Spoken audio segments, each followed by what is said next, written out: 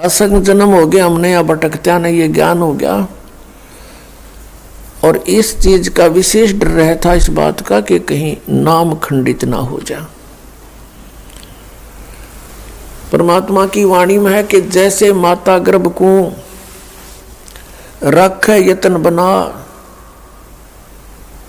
और ठेस लगे तो क्षीण हुए तेरे, ऐसे भक्ति जावे। जैसे बहन बेटी माई को गर्भ रहा हो, फिर वो कितनी चिंतित होती है कि कहीं मेरे लाल के, मेरी बेटी के जो पेट में पल रहा बच्चा है, उसको कोई ऐसी ठेस ना लग जा, ऐसी कोई दबाव ना पड़ जा जिससे ये खराब हो जाए। रात्रि के समय भी वो करवट लेते समय भी चिंतित रहती है कहीं बालक पर दाब ना आ जाए, और चलते समय भी बड़ी सावधानी से कदम रखती है कि ऊंचे नीचे पर पैर रखा जाए और मेरा बच्चा खराब हो जाए। और ऐसी चिंता करके सावधानी बरत के वो एक लाल प्राप्त कर लेती है।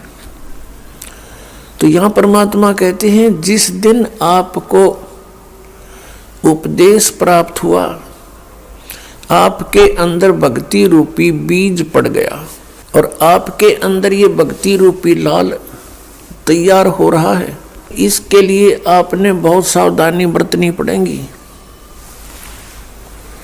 उसके लिए क्या सावधानी है? ये जो नियम बताए हैं आपको, ये मर्यादा आपने पालन करनी पड़ेगी अंतिम श्वास तक।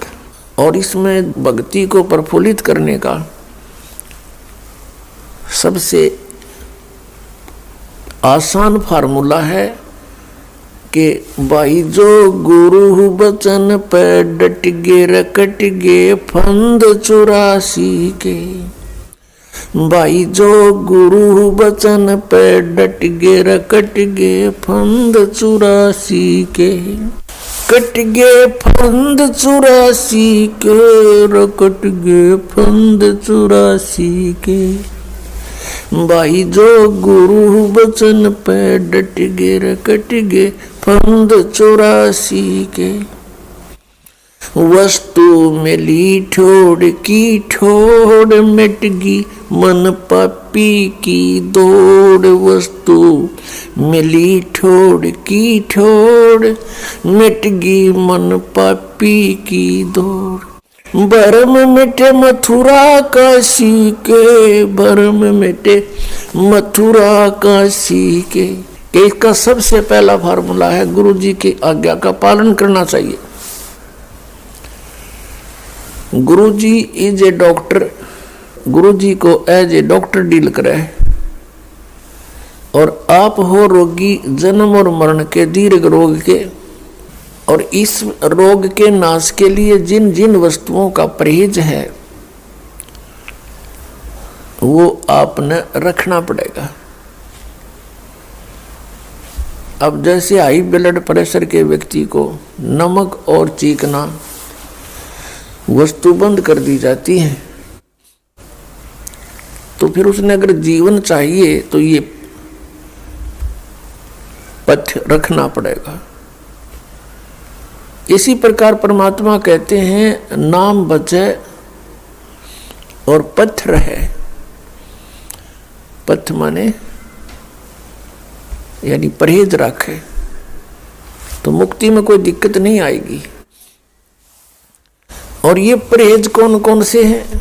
जैसे तम्बाकू, शराब और भाई ये और बकवाद, रिश्वतखोरी, लूटा खसोटी, मिलावट, तम्बाकू, मांस, ये शराब, ये प्रयोग नहीं करना चाहिए।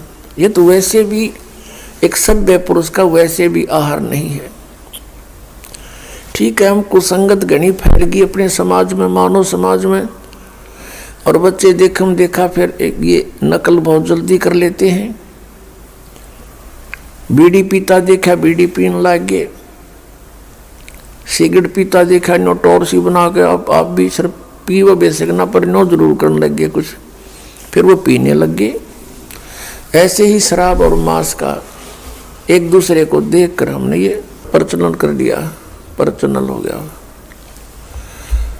पुण्यात्माओं, अब हम शुभ संस्कारी बनेंगे, शुभ अच्छे कर्म करेंगे, और हम जब अच्छे कर्म करेंगे तो हमें देख देख कर समाज भी हमें देखकर अच्छे कर्म शुरू करेगा।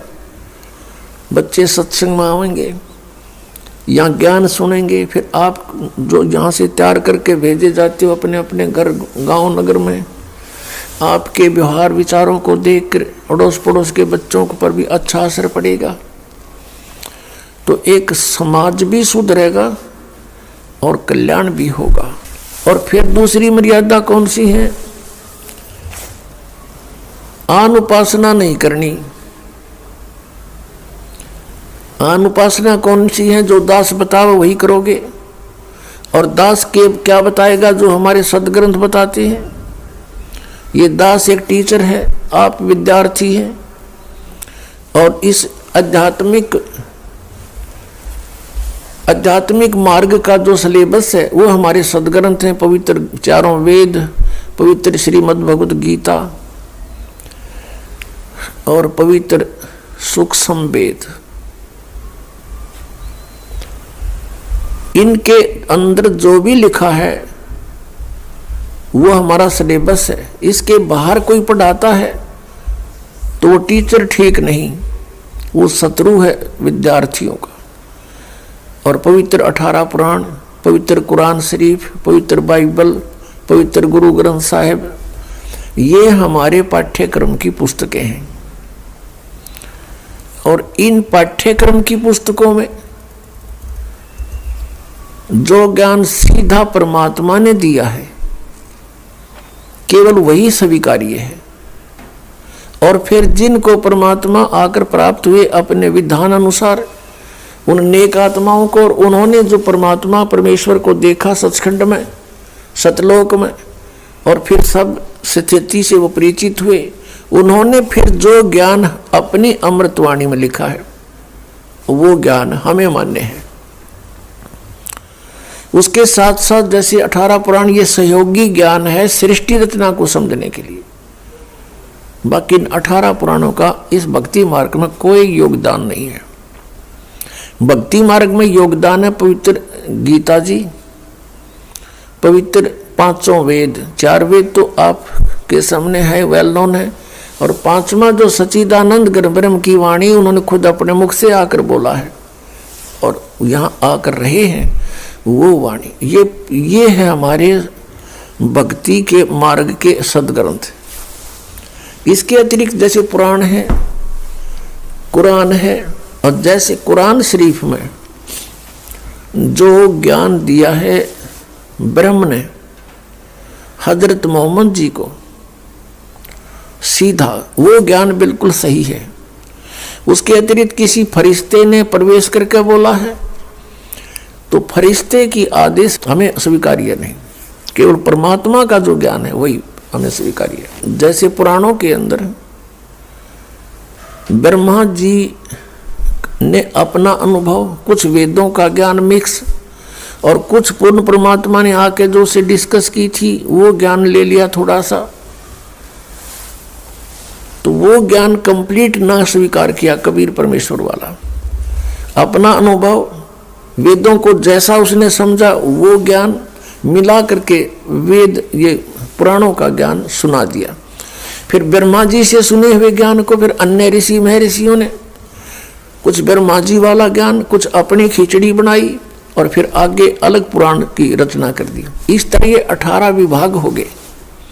वैसे ये एक ही ज्ञान है, एक बोध कहलाता है। तो भक्ति मार्ग के अंदर साधना के लिए पवित्र वेद ही सफिशिएंट है, पवित्र गीता जी, और पवित्र 5वां वेद सूक्ष्म वेद, और वो पवित्र वाणी जो सदग्रंथ, जो महापुरुषों ने परमात्मा को जाना, परमात्मा का साक्षात्कार हुआ, सतलोक को देखा, उनका जो विधि उन्होंने अपनाई भक्ति की, वही हमने अपनानी पड़ेगी,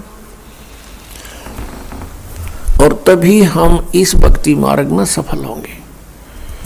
इसके अतिरिक्त वे ऑफ वर्शिप यानी पूजा की विधि हमने पुराणों से नहीं लेनी है हमने, और किसी से नहीं ग्रहण करनी है, केवल वेदों से ग्रहण करनी है।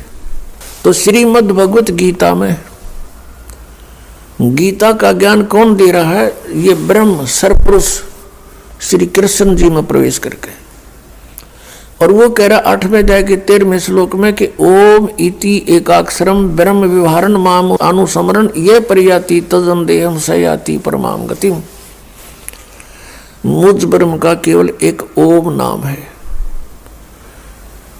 बस, और कुछ नहीं। और इसको उच्चारण करके सिमरण करता हुआ शरीर त्याग कर जाता हुआ, यानी अंतिम सांस तक इसका सिमरण करता है तो मेरे वाली परम गति को प्राप्त होता है, सयाति परमाम गतिम। अब ओम नाम से कौन सी गति मिलेगी? ब्रह्मलोक। और ब्रह्मलोक में गए हुए प्राणी भी जन्म मृत्यु माते हैं। गीता ज्ञानदाता कहता है कि अर्जुन 4थे अध्याय के 5 और 9 में, दूसरे अध्याय के 12 में, 10वें अध्याय के दूसरे श्लोक में कि अर्जुन तेरे और मेरे बहुत जन्म हो चुके हैं, तू नहीं जानता मैं जानता हूं। गीता ज्ञानदाता ब्रह्म है, ये ब्रह्मलोक में रहता है, लेकिन गुप्त रहता है। उसके ब्रह्मलोक में इसने क्या गलती, क्या जुल्म कर रखा है? धोखा देने के लिए नकली सतलोक, नकली अलखलोक और नकली अगम और अकय लोक बना रखे। इसको मालूम था कि कहीं इनको सच्चाई का पता चल जाए, ये भाग जाए यहां से, और स्वयं रहता है गुप्त, और वहां गुप्त स्थान से आकाशवाणी कर देता है। जैसे हजरत मोहम्मद को लेकर गए थे फरिश्ते, वहां जाकर छोड़ दिया ब्रह्मलोक में, और वहां आकाशवाणी आती है ऊपर से, सामने कुछ नहीं दिखा हजरत मोहम्मद ने, क्योंकि ये गुप्त रहकर काम करता है सारे। इसने कसम खा रखी है, प्रतिज्ञा कर रखी है इस काल ने कि मैं कभी किसी के सामने अपने वास्तविक शरीर में नहीं आऊंगा। तो पर्दे के पीछे से हजरत मोहम्मद को आदेश दिया कि तू 50 नमाज डेली करेगा। फिर वापस आने लगा तो वहां पर जो ईसाजी मूसाजी थे वहां उसमें पितरलोक में उन्होंने कहा कि ये बहुत हो जाएंगी, कुछ क्षमा याचना करवाओ। फिर आखिर में ये 5 राख दी, 5 समय की। और पूरा मुसलमान समाज इसी ज्ञान पर आधारित है। अल्लाहु अकबर ये तो इनका मंत्र है। और 5 बार की नमाज मीन सतुति, यानी ज्ञान यज्ञ। जैसे गायत्री मंत्र बना रखा था इनने, और गायत्री मंत्र का वो जाप करा करते थे, ऐसे ही समझो इनकी नमाज है। तो ये नमाज केवल एक ज्ञान यज्ञ है, प्रार्थना है, ये मोक्ष मार्ग नहीं है। मोक्ष मार्ग के लिए मंत्रों की आवश्यकता पड़ती है, नाम के जाप की आवश्यकता पड़ती है। तो इस प्रकार ये ज्ञान जो अब आपके समक्ष आया है कंप्लीट, ये जो तत्व ज्ञान दास को प्राप्त हुआ, पुण्यात्माओं, ये अमावस्या का दिन इस दास के लिए और आपके लिए वरदान सिद्ध हो गया।